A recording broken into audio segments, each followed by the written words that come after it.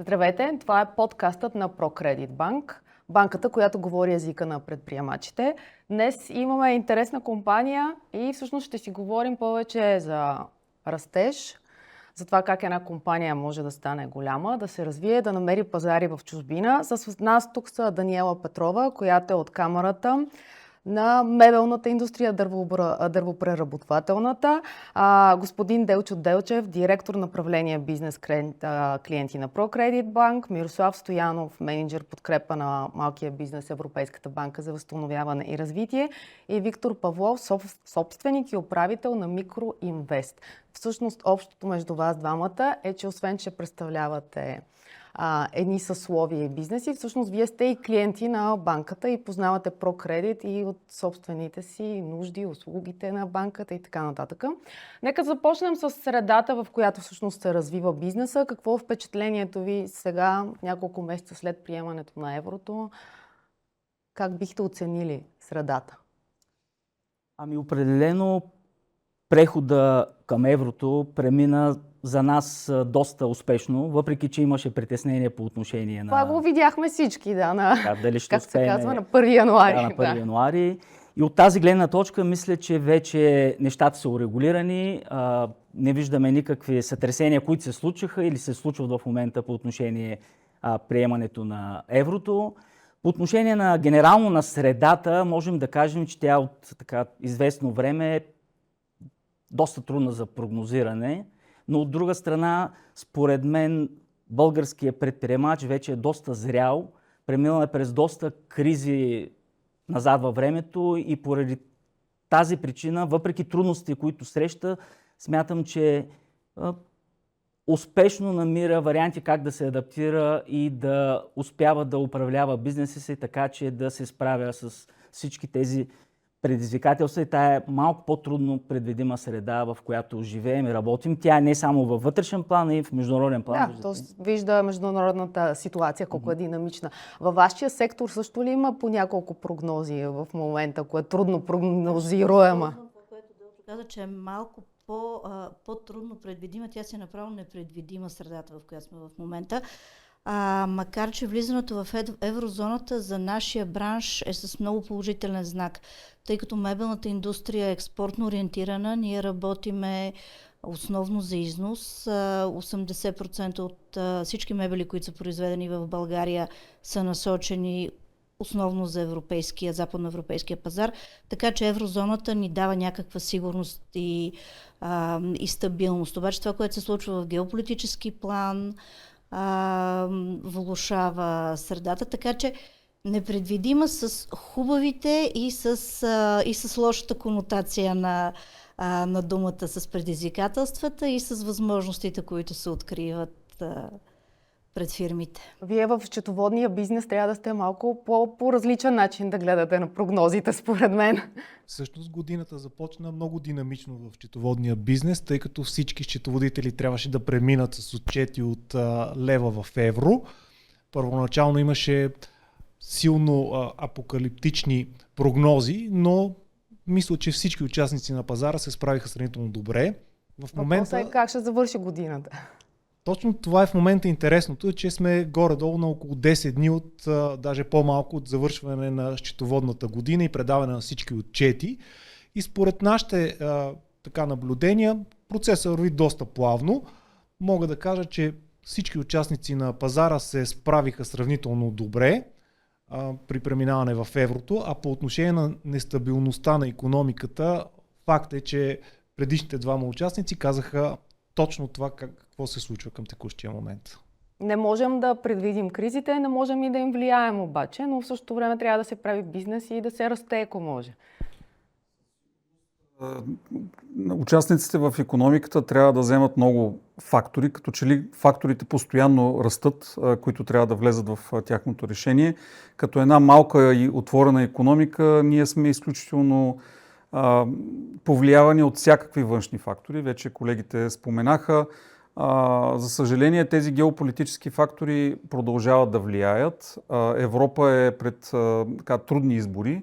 Виждаме също така промяна на политическите режими в немалко от държавите, пренасочване към малко по-различен стил от чист капитализъм към малко по-различен стил на управление. И това нещо със сигурност във времето ще повлияе.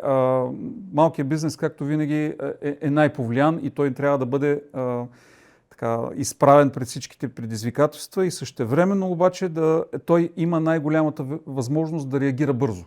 Големите компании, големите банки, те по-трудно успяват да задвижат цялата машина, докато малкият бизнес стига да разпознава правилните фактори. Мисля, че може да се справи доста добре. Понеже сте клиенти на ProCredit Bank, да ви питам, освен стандартната услуга, която една банка предоставя на бизнеса и тя е ясна на хората, има ли нещо друго, което ви помага, да кажем, някакъв продукт или нещо в вашето всекидневие, в работата, за което се сещате и е по-различно, по-особено конкурентно предимство? Марк Твен е казал, че банкера е този, който има чадър, когато е слънчево време, а когато завали, си прибира чадъра. Аз много се радвам, че откакто сме клиенти на банката, винаги имаме чадър до себе си. И благодарение на добрата комуникация, която имаме, първо, че банката изцяло дигитализира услугите си, не се налага да ходиме по офиси. Когато имаме някакъв проблем, сме на едно телефонно обаждане от разрешаването му. А иначе за любим продукт, всъщност имам си два. Не знам, продукти или услуга точно се водят. Едното е ProConnect, което е B2B мрежата. Платформа, да. B2B мрежата на банката, в която мога да намеря партньори в всички държави, в които банката има присъствие. Благодаря. И тя е много добре направена, защото мога да избирам по сектор, мога да избирам по държава, мога да избирам в кои държави оперира съответния потенциален партньор и директно да се свържа с него. А иначе в чисто оперативен план си имам една много любима услуга, която се нарича FlexSafe. И тя ми позволява парите, които не са необходими в момента, оперативно не са ни необходими, да ги прибереме в, аз го наричам тайно джобче. И оттам лихвата, поне при нас, лихвата, която идва, ни покрива изцяло таксата за месечно обслужване, така че... При вас има ли такава услуга или продукт, който ви е направил впечатление? Като цяло, тъй като ние сме софтуерна компания, едно от основните неща, които ние наблягаме е дигитализацията. И в това лице в ProCredit видяхме пълна дигитализация на процесите, които ни интересуват. Ще потвърдя думите, че всеки един проблем се решава с едно телефонно обаждане, изключително много неща са дигитални и това силно ни привлича, тъй като аз смятам, че това е бъдещето и до голяма степен се спестява време, много нерви, усилия и дигиталната част на всяка една операция е ценна за нас. Така че това е един от активите, които ние изключително много ценим. От друга страна, дигитализацията е така неизбежност, като слънцето през лятото във времето, в което се намираме, трябва да има. Какво казват вашите клиенти, събирайки вие обратна връзка? Може да стане по-добре, нещо, което намират като тясно място, искат вие да го поправите, или пък може би вие вече сте поправили на базата на такава обратна връзка? Всъщност от допитванията, които правим към нашите клиенти регулярно, едно от нещата, които те изтъкват като наше предимство, наистина е интернет банкирането, което ползват в ProCredit Bank. То е от една страна удобно, от друга страна постоянно добавяме нови функционалности, които се стремим максимално да спестят времето на всеки клиент на банката от това да идва за дребни, ежедневни, формални неща до клон на банката. За нас това е загуба на време, което според нас може да бъде инвестирано в самата компания, в развитието на бизнеса, вместо да се хаби за пътуване до клона и обратно. Да, носене на мокър печат и попълване на бланка. Бланки. Да. От друга страна, ние естествено получаваме постоянно обратна връзка за това, кои допълнителни услуги можем да надградиме така, че да могат да се ползват дигитално. И в тази връзка постоянно доразвиваме нашето банкиране, така че да отговори на очакванията на клиентите. Така че мога да кажа, че въпреки положителната обратна връзка от клиентите по отношение многото функционалности на интернет банкирането и леснотата на работа, ние се стремиме и правим така, че да добавяме нови неща, които да облегчават работата. Аз понеже съм човек от медиите и веднага като има банка и на мене ми изниква една друга дума в главата. Знаете ли коя е тя? Такси. Ага.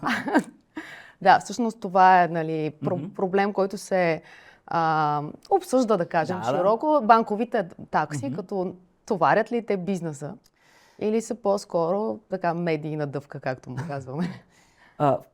Край на краищата дори дигиталните услуги сами по себе си генерират себестойност или разход за банката. Ние трябва да поддържаме системи, големи IT отдели, които постоянно трябва да се грижат за сигурността на всички продукти и услуги по отношение на нашите клиенти, така че те от една страна да са удобни за ползване от тях, но от друга страна са достатъчно сигурни и това е свързано естествено с големи инвестиции, които ние правим. И така че тези услуги сами по себе си се стремим да са максимално достъпни и ефтини за нашите клиенти. От друга страна, все пак ние като финансова институция, като частен субект също генерираме разходи, които трябва да бъдат покривани. Така че по-скоро стремежа ни е да направим цената достатъчно атрактивна, така че добавената стойност, която даваме в нашите продукти и услуги за нашите клиенти, да е разумна и да бъде приемлива за тях. Затова и имаме различни кампании, както в момента освобождаваме от такси клиенти, които започват работа с нас по отношение откриването на сметка, месечните такси, всички преводи, които правят, за да могат, започвайки работа с банката, да се убедят дали банката е достатъчно добър партньор за тях, дали всичко, което предлага, промотира, обяснява, е така. А за какъв срок е тази промоция? В момента имаме кампания по отношение нови клиенти, които се разкриват разплащателни сметки. Тя е с продължителност 6 месеца от встъпване в отношение на клиента с банката, в които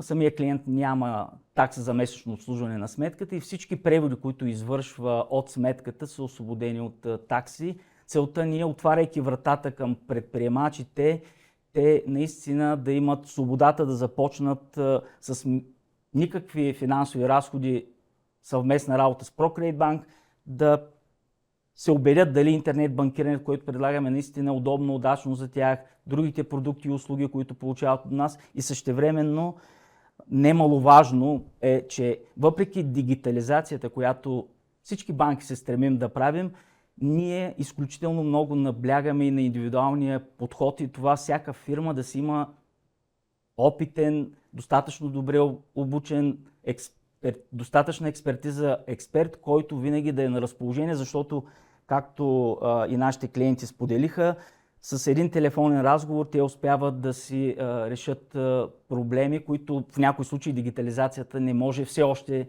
да ги реши. Да, това е важно да се каже, понеже хората под дигитализация си представят чат-бот, с когото си говориш нещо и накрая не стигаш до жив човек, така че всъщност този контакт е, особено когато става дума за бизнес, е доста важен.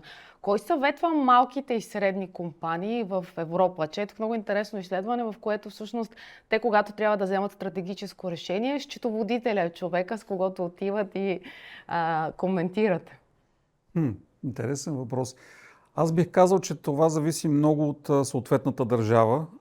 По-развитите държави имат много така добре изградени мрежи от ментори, включително от частни инвеститори, така наречените ангел инвеститори и частни фондове, които са и, може да ги приемете и като вид лакмус за това дали дадената идея е нещо, което ще просъществува. Защото ако те се съгласат да я погледнат, да съветват, да инвестират, то тогава тя със сигурност има бъдеще. В България аз смея да твърда, че ние всъщност сме на доста така развито ниво по отношение на възможността дадена компания да получи съвет, стига тя да го търси. Защото виждали сме и то не малко успешни примери, където дадени предприемачи успяват да стигнат до много голямо развитие на дадения бизнес. И тогава обаче стига момента с това, ще успея ли със собствени сили да порасна или всъщност ще имам нужда от някаква външна помощ. В Европейската банка за възстановяване и развитие аз ръководя програма за подкрепа на малкия бизнес, която се фокусира в това да помага на малките компании да получат правилния консултантски съвет.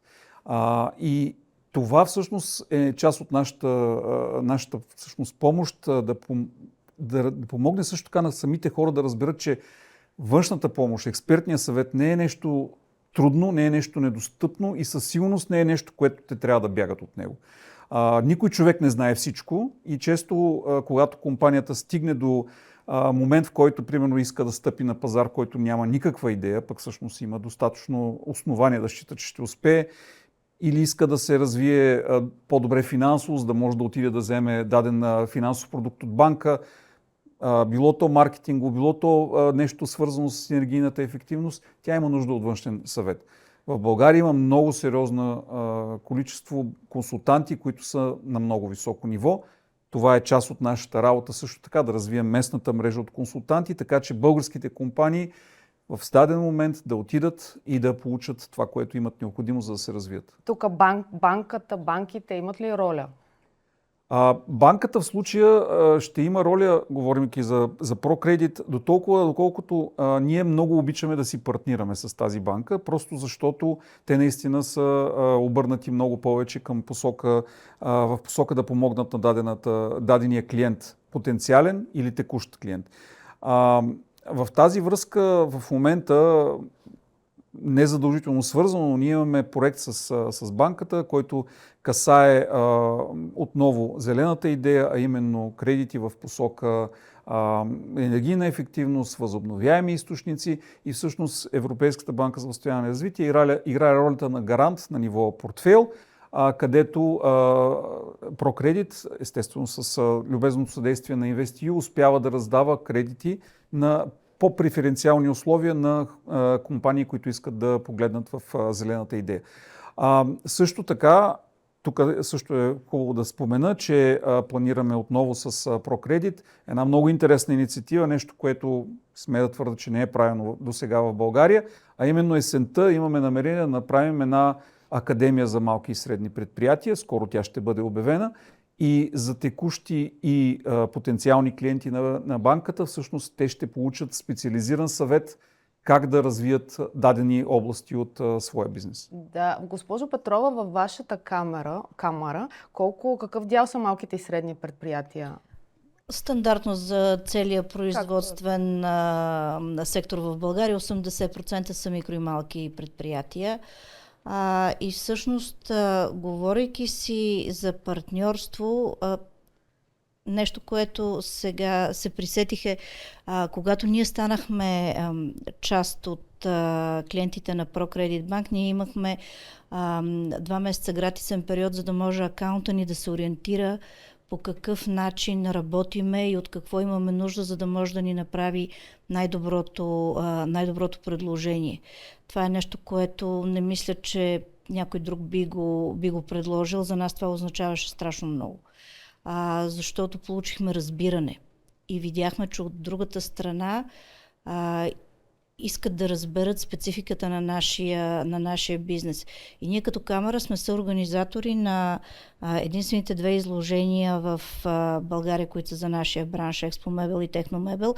И за мен беше истинско удоволствие, когато видях акаунта ни да се разхожда на тези изложения. Не беше длъжен да го прави, но дойде при нас и каза, че иска да опознае по-добре сектора, което наистина означава много. Хората от вашия бранш, предполагам, по-тясно общуват с банките генерално. Като цяло, поради необходимостта на счетоводителя да прави непрекъснато банкови извлечения, много често дори счетоводителя е основният човек, който прави банковите транзакции. Клиентите масово работят с банки, нашите клиенти говоря. И тъй като счетоводителите до голяма степен дори определят и посоката, в която се управляват финансите на предприятието, те казват как да се задават сметките. Затова тук можем да кажем, че в България счетоводителите много изпълняват и ролята на консултанти по отношение на банковите услуги. И аз твърдо мога да кажа, че голяма част от счетоводителите са тези, които определят как се извършват банковите действия, коя банка да се избере и така нататък. Като в последно време, благодарение на дигитализацията, ние винаги може да кажем така, че ако преди се избираше банка по най-близък офис, в момента офисът е винаги в джоба, тъй като там е телефона с съответния профил и стават процесите доста по-лесно. Отново, ние работим на малки и най-малките предприятия, микромалки и средни, и до голяма степен хората търсят удобството. А удобството идва с дигитализацията и с услугите, които се предлагат. Има ли пример за тази тип консултантска дейност на банката по отношение на бизнеса, след като вашите експерти отиват на изложението мебелното? Какво става после оттам нататък? Този човек, нали, той не е самостоятелно там по негова инициатива, най-вероятно това е някаква политика на банката. Абсолютно. Да влизате в дълбочина. За нас наистина банкирането не е самоцел, която включва в себе си просто да имаме достатъчно продукти по отношение ежедневното банково обслужване или кредити. Едно от нещата, които винаги сме залагали, това е да може всеки един експерт, който обслужва дадена компания, много добре да познава бизнес модела на самата компания, защото само единствено тогава той може да предложи достатъчно адекватни съвети, продукти, услуги, да даде допълнителна добавена стойност на клиента, и затова ние винаги сме посещавали нашите клиенти на място, запознавали сме се с дейността от първо лице, говорим много често с самия мениджмънт на компанията, той може да е само собственика или да има екип от менеджери, но за нас е изключително важно нашите експерти, освен да са добре подготвени като експертиза, те да познават всеки един клиент в детайли, неговия бизнес модел, с когото работят, за да могат наистина да са адекватни и да са полезни на самия предприемач, защото тогава говорим за партньорство. В другия случай ние просто приемаме документи, разглеждаме, одобряваме или отказваме финансиране, но това е част само от съвместната работа. Другата съществена част е точно тази експертиза и тази добавена стойност, която банката може да даде. Естествено, платформите, които ние предлагаме. Това ще да питам, тази платформа ProConnect, тя всъщност как се роди? Отговаря ли на някаква нужда или просто е тип LinkedIn за предприемачи? Това да, вътрешен. Така погледнато е линк, но тя дойде от факта, че ние сме банка с регионално присъствие, банкова група с регионално присъствие от над 20 години, особено тук на Балканския полуостров. И имайки над 20 годишна история в тези държави и клиентска база доста голяма, ние видяхме, че можем да бъдем свързващото звено между клиентите в отделните държави с идеята да им помогнем те да си намерят нови партньори и да се развият и надградят бизнеса, което мисля, че е точно партньорското отношение. Ние не сме просто банка-клиент, а ние сме партньори, които трябва да търсим постоянно пътища, по които да се подкрепяме и да си помагаме. И чрез тази платформа искаме нашите клиенти в България от съседните държави да имат достъп до до потенциални техни партньори, които като клиенти на ProCredit Bank в другите държави са достатъчно така добре проверени и стабилни. Те могат да разчитат, че това е потенциален партньор, на който те могат да се доверят. Да, има някаква верификация. Имаше въпроси преди това излъчване. Те бяха свързани с желанието за достъп до финансиране, че то най-често е в новите компании, но в същото време там има фактора, че те още нямат зад гърба си толкова история, колкото обикновено финансовите институции искат. То не може да бъде избегнато това по някакъв начин, но да кажем какви са пътищата на една нова компания за достъп до финансиране. По отношение стартираща компания, която няма подкрепеща дейност, която да има съпътстващ бизнес, напълно нов бизнес, създаден от предприемача. Наистина все още мисля, че в България достъпът до стартов начален капитал от страна банковата система е нещо, което подлежи на развитие и би трябвало наистина да се намери ноу-хау и изобщо механизми и способи, така че банките, включително и ProCredit, да сме в състояние да подкрепяме и финансираме стартираща компания. Ние като финансова институция отваряме вратата на стартиращите компании с това да могат да заработят при нас при минимални разходи, да не кажа в момента и нулеви, така че поне банково обслужване да получат абсолютно безплатно с оглед на началния стадий на развитие. По отношение на финансиране ние можем да се присъединиме, когато вече има изминала 1 година от функционирането на даденото предприятие, дадения бизнес, така че тогава да можем да подкрепим. Това е едно от нещата, в които работиме и вървим в посока да търсим варианти как да успеем чрез дори други подкрепящи институции да имаме механизми, с които да можем да анализираме и да структурираме финансиране, които да подкрепят компанията при стартирането ѝ. Когато има допълнителен съпътстващ бизнес, вече е много лесно да подкрепим дадена Да, или компания. човека има история. Да. Вашите впечатления за стартиращия бизнес, предизвикателствата там? Предизвикателствата винаги са, и то независимо дали е в България или някъде в чужбина. Но все пак има сектори, които една идея по-облагодетелствани, Естествено. когато стартират нещо и са... Да. Значи, първо трябва да отворим скобата всъщност каква е ситуацията в България и тя, базирано на изследванията, нали, сравнение с околните държави, всъщност ние сме в една доста добра ситуация по отношение на наличие на рисков капитал. Ясно е, че първоначално идеята трябва да бъде развита от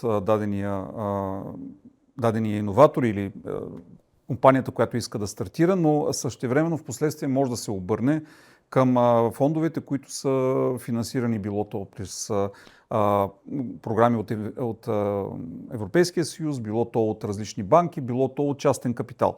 Има най-различни такива и всъщност България е на ако не ме лъже паметта, в момента сме на около 30 някое място в света по отношение на възможност за иновативна среда.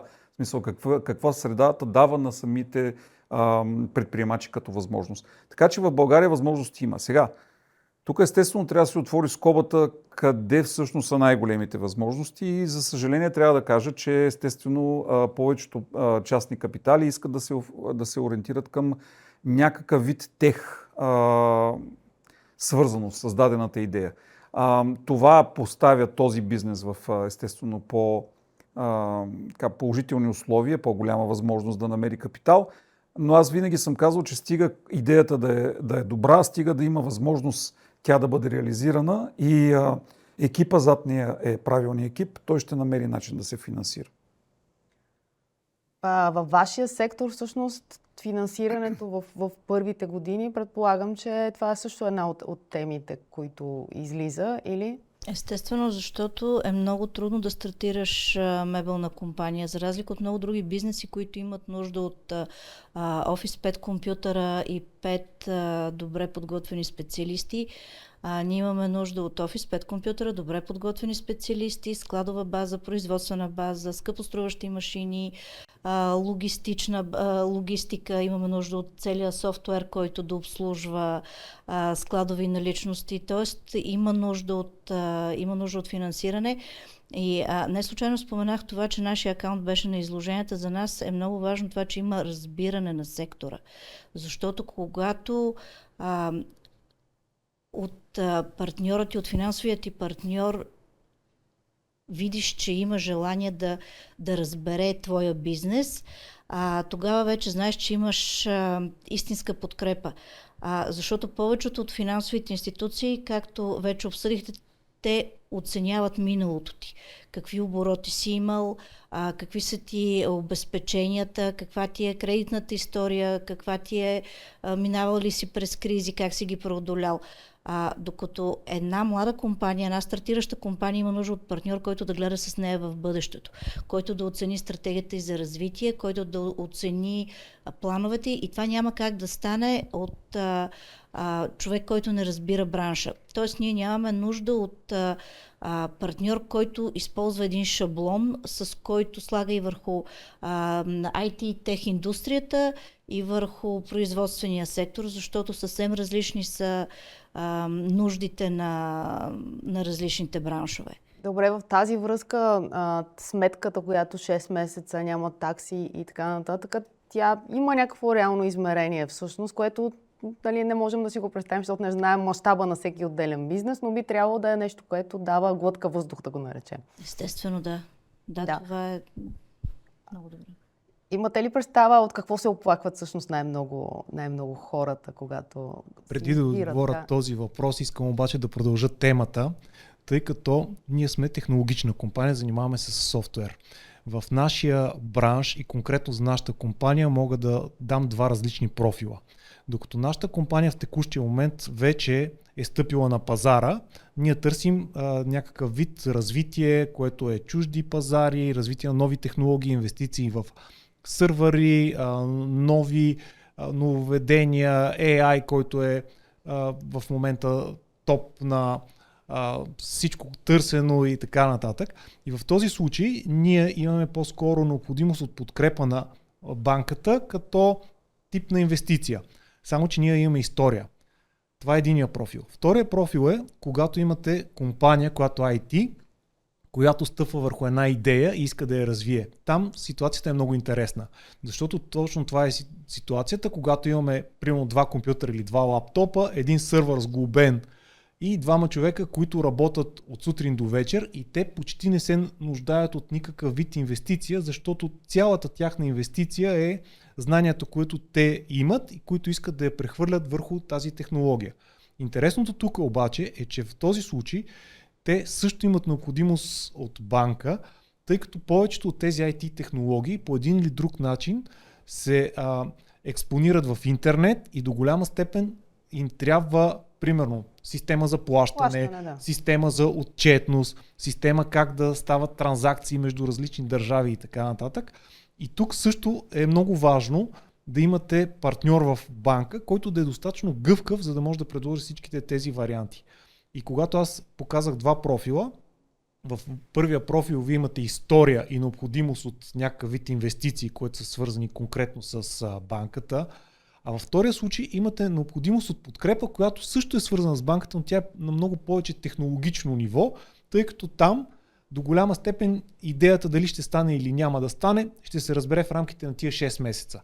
Но е много важно дали партньора ви като банка, финансова институция, платежна система ще ви подкрепи или той ще си каже така или иначе вие имате една идея, ние ще ви дадем една сметка, ама си имате едни такси тук, които са си върват към сметката. Така че аз силно приветствам предложението, че първите 6 месеца на такива стартъпи са безплатни, тъй като много от тези стартъпи те дори не могат да оцелеят 6 месеца, тъй като идеята просто не тръгва. И това в нашия профил на ентусиазма на IT-тата е доста сериозно разпространено. Само в тази посока да добавя и още нещо. Анализирайки това, че Европейския съюз е най-големият търговски контрагент на българските компании, българската икономика, ние виждаме, че има и много компании, които се ориентират и към пазари извън Европейския съюз, Азия, Северна, Южна Америка. И в тази връзка решихме да подкрепим и този вид компании, които са експортно ориентирани или имат търговски контрагенти и партньори извън Европейския съюз, с това да им облегчим таксите по отношение международни разплащания и изходящи от тях към техните партньори или обратно входящи, които касаят трансфери извън Европейския съюз, защото това в повечето случаи на българския пазар е един от най-големите разходи, които прави една компания, когато тя получава или извършва преводи към страни извън Европейския съюз. Така че това е още един лост, с който се опитваме да подкрепим дали компании в по-стартиращ вид, дали по-зрели компании, които наистина имат бизнес партньори, които са извън Европейския съюз и имат необходимост от това да правят разплащания или да получават плащания от тези държави.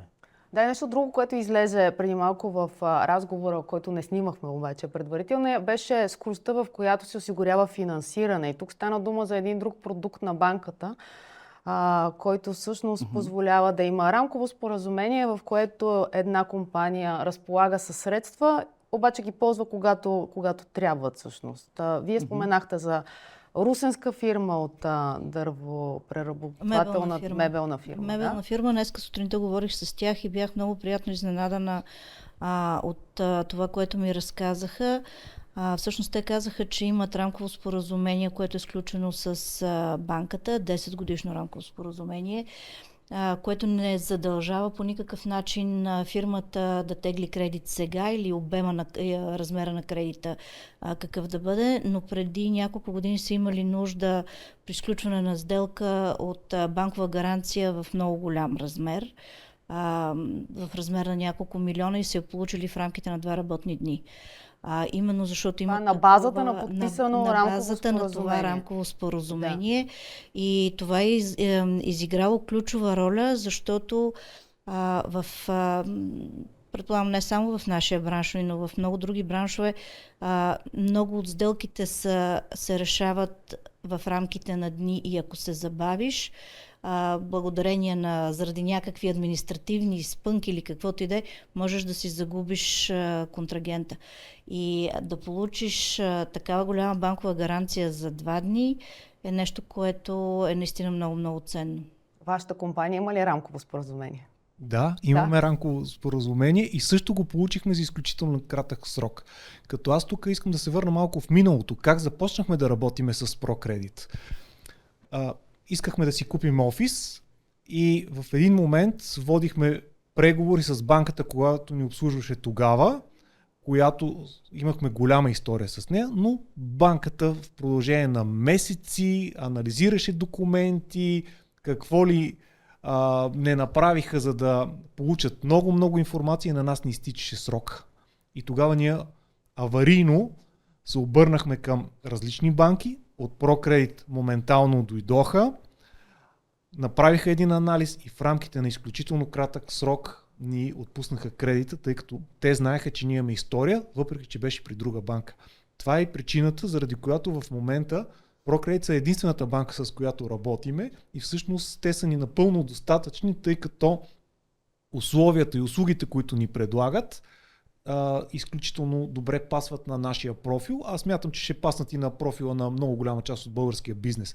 Така че в 2 случая ProCredit реагират изключително бързо и тук мога да похваля конкретно фирмените консултанти, които идват, анализират какъв е проблема и дават възможните решения. Тъй като ние не сме банкови специалисти, ние не можем да знаем какви инструменти има, но когато някой разбере къде те стяга обувката и какви необходимости има, той много лесно може да предложи възможни банкови продукти, които решават именно тези проблеми. За какъв срок, каква е рамката всъщност на това рамково споразумение обикновено? Обикновено е в срок 10 години, като наистина то е една рамка, която осигурява един финансов лимит, който получава компанията и в рамките на този лимит тя има право, но не и задължение, да ползва различни видове продукти според спецификата на самия бизнес, според конкретните нужди, така че да може, ако има необходимост от оборотни средства, да ползва оборотно финансиране, ако има нужда от инвестиция за купуване на машини или други дълготрайни активи, да ползва инвестиционни кредити, ако има нужда от банкова гаранция, от акредитив, да може в рамките на този лимит да ползва, като самото издаване на самата банкова гаранция или отпускането на кредита наистина е в рамките на 2 работни дни. Предимството е на този тип рамково споразумение, предимствата всъщност са, че веднъж се учредява обезпечение и след това за всяко ново финансиране не се налага да се събират документи, да се правят оценки, да се учредява обезпечение. Това са и разходи, и време, и забавене. Така че веднъж учредено, то спестява време, средства. Самото финансиране се отпуска в много кратки срокове. След това създава най-вече предвидимост за самия предприемач, за самия бизнес, че той може да разчита на този лимит и когато му се налага да води преговори дали за някоя инвестиция, дали за закупуване на материали, суровини, той знае, че винаги може да разчита на този ресурс и няма условности, поради които да може да го ползва, и тогава това наистина допринася доста за допълнително надграждане на бизнеса и развитие на самата Да, и за компания. някаква гъвкавост. Пак в това изследване, което цитирах в началото, имаше нещо много интересно, че компаниите предпочитат да се финансират с заеми от други компании и така кредита стои като психологически за част от малкия и средния бизнес, разбира се, говорим, стои като нещо, което едва ли не е желано. Има ли такова нещо? Първо, трябва да кажа, че може би този въпрос е по-добре да бъде зададен на банката, която работи повече с средния бизнес. Ние все пак сме банка, която работи с държавата. По линия на образователната академия добре, мисълта така по-скоро, тъй като да там го- ще ги срещнете Със сигурност. лице в лице. Аз смея да твърда, че като цяло, нека първо да разграничим какво всъщност е бизнеса на една банка. Тя не е създадена просто за да дава пари, когато те са необходими само. Тя всъщност е задължена да покрие риска на парите, които дава, за да е сигурна, че всъщност ще успее да си ги върне.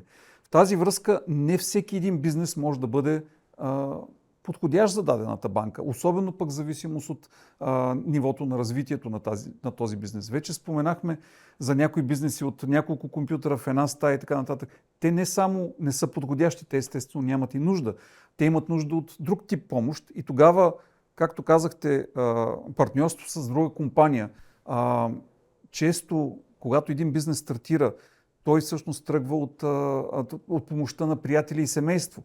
Те са тези, които носят най-големия риск в началото, докато дадената идея се валидира. Впоследствие вече могат да се прибегне до различни видове програми, до програми, които помагат на самите стартапи, различни акселератори, различни фондове за рисков капитал. Вече оттам нататък в различните страни, включително и в България, има примери, включително за алтернативния публичен пазар под формата на BIM към фондовата борса. Има страшно много възможности. Естествено, те не са един аршин за всички. Различните компании трябва да разберат за кое е най-правилно. И затова обикновено има и консултанти. Аз съм супер радостен да разбера, че реално ProCredit имат такива консултанти, които могат да ти помогнат ти да прецениш реално къде може би най-добре да се насочиш. Европейските програми са също нещо, което много често българските компании използват. И както одеве говорихме, счетоводителите също са често тези, които успяват под някаква форма чисто финансово да насочат компанията си. По какъв начин? Защото те все пак имат някакъв вид финансово образование. Така, имаме два въпроса, които да ви задам. Кои фирми могат да поискат това рамково споразумение? Нямаме ограничение за това дали са от конкретни браншове или колко години история имат. Фирма при нас, която вече има поне една година история, Да, вие може казахте една година. да кандидатства и да получи рамково споразумение. Въпросът е, че вече в зависимост от мащаба на бизнеса, плановете за инвестиции, този лимит е различен при различните компании. Да, и другия въпрос е, могат ли да бъдат закупени електрически автомобили на юридическо лице и как банката може да подкрепи компанията? Това е свързано с ESG прехода, предполагам, с електрическите автомобили. Ние много активно финансираме закупуване на електрически автомобили, както от фирми, така и от физически лица. Това е едно от типа финансиране, които са от основните приоритети, мога да кажа. Така че там имаме и специални условия, преференциални за всички клиенти, които кандидатстват за закупуване на електрически автомобили, както за бизнес клиенти, така и за физически лица. Така че от тази гледна точка сме абсолютно отворени и готови да финансираме закупуването на електрически автомобили от компании. Да, това предполагаме и програмата, която е свързана и с зелената енергия. Да, същата. Същата, защото ние от дълги години не само като финансиране, но и като подход се стремим да така подкрепяме всички компании, които работят за тяхното устойчиво развитие, което включва и инвестиране в по-екологични технологии, по-ефективни, така че да се от една страна намали техния отпечатък, който всеки бизнес прави на околната среда, от друга страна тези инвестиции са свързани наистина с подобряване на тяхната конкурентоспособност, намаляване на разходите. Можете ли да помогнете на бизнеса да си сметне зеления отпечатък, защото той има изискване към големите компании, но по-надолу във веригата те го искат от своите подизпълнители? Ние имаме калкулатор разработен, който всяка компания може да влезе, да си попълни съответните показатели за самата компания и да й се изчисли. На Микроинвест знаете ли колко е отпечатък? Като цяло ние сме много зелени, тъй като инвестирахме в фотоволтаик и доста се стараме по тези технологии, но аз ще върна пак една стъпка назад, тъй като самия съм потребител на 2 кредита за електромобили, мога да кажа, че ProCredit дадоха перфектни условия и със сигурност се възползвах на максимум от техните предложения. А най-голямото очудване беше, когато препоръчах техния кредит на мой добър приятел и бивш колега, който живее в Германия. И той кандидатства в българския клон на ProCredit и получи същия кредит за електромобил от българския клон, което за мен беше много... Да, това е интересен казус. Много интересен казус. И си купи в Германия електроавтомобил с кредит от българската част на ProCredit. Така че силно препоръчвам. Това е нещо много интересно и има една така българска поговорка. За да разберете нещо, трябва да попитате. Ако не попитате, няма как да разберете. Питайте, ще получите. Аз мога ли да върна топката обратно в полето на зелените политики, тъй като дървообработващата и мебелната промишленост са пример за кръгова икономика. За нас беше много важно, че банката застава зад тези каузи, защото нашите фирми наистина затварят целият цикъл и са, може би, един от малкото браншове, които имат пълна кръговост. Така че това, че банката подкрепя такъв тип компании, това, че банката изповядва тези ценности, това, че банката има политики за насърчаване на енергийната ефективност, за нас беше много важно. Аз искам да добавя малко, да върна темата назад по отношение особено малките предприятия, малките предприемачи, които наистина проучванията показват, че имат така една резистентност по отношение ползването на банково финансиране, тъй като го смятат за прекалено бавно, трудно, бюрократично и поради тази причина изтъкват като един от основните така си проблеми за работа с финансови институции, в случая банки, това е, че достъпът до финансиране все още е много по-труден и ограничен и бавен за тях. От тази гледна точка ние, стъпвайки на нашата експертиза през тези 25 години, сме разработили и продължаваме да оптимизираме процеса така, че малките компании, микропредприятията наистина да получават много бързо и улеснено финансирането и в момента в рамките на 2, максимум до 3 работни дни ние спокойно отпускаме един кредит на малка фирма, която много клиенти са учудени как успяват толкова бързо да получат финансиране. Дали ще е за оборотни средства, дали за инвестиции, за нас няма разлика. Така че смятам, че ние като банка сме намерили формулата, по която тези компании, които са все още с по-малък мащаб, някои от тях с по-малка история, да имат възможност да достигат до финансиране, което да е лесно, удобно и бързо за тях. И същевременно пък от друга страна нашите експерти, имайки опита в работата с компании от реалната икономика, с реалния бизнес, могат да дадат тези съвети, които много често липсват на един малък предприемач, за това кой е най-удачният кредит за тях, дали наистина инвестиционното финансиране понякога по-лесно се взема като оборотен кредит, но това не е правилно, как да вземеш правилно решение, така че да се структурираш финансовите продукти по най-удачния начин за твоя бизнес. Да, а вие, бидейки софтуерна компания, но занимавайки се с специфичен продукт, който е свързан с местното законодателство, имате ли бизнес извън България или оперирате само в България? Конкретно нашата компания работи в много страни извън България, но основната ни дейност, конкретно с счетоводния бизнес, е за България. Търговския софтуер е на 4 континента. Тоест ползвате и други банки в чужбина? Не, ние използваме основно ProCredit, тъй като реално като производител на софтуер, клиентите плащат на нашите партньори в чужбина, а нашите партньори в чужбина плащат по нашите сметки. Така че ние нямаме необходимост извън България да имаме банкови услуги. Ние имаме необходимост да имаме една банка, която е видима от целия свят и съответно всички партньори безпроблемно да плащат в всякакви валути в ProCredit. Ясно. Ако трябва да дадете някакъв съвет на бизнеса за една година, да кажем, напред, какво би било?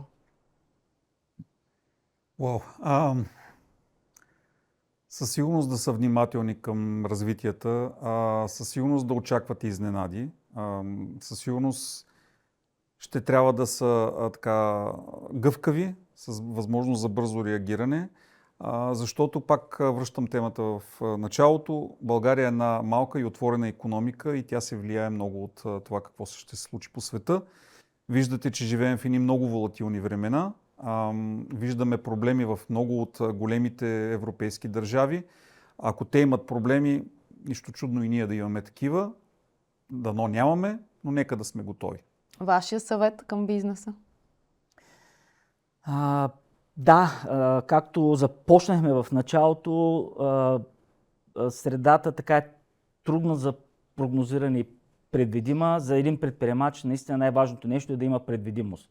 Очевидно работим в непредвидима среда, но това не значи да спрем да се развиваме, да инвестираме или да търсим нови пазари. Така че съвета ми е към предприемачите да успяват да се адаптират наистина бързо към променещата се среда и